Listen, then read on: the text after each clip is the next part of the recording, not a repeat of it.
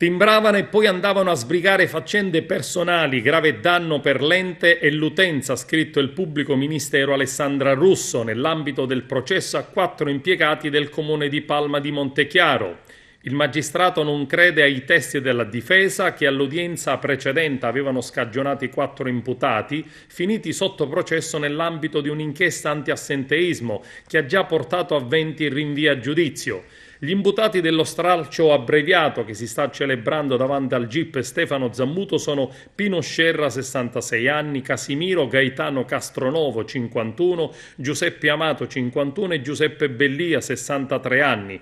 Il pubblico ministero ieri mattina, a conclusione della requisitoria, ha chiesto la condanna ad 1 anno di reclusione per Bellia, 10 mesi di reclusione per gli altri 3 imputati.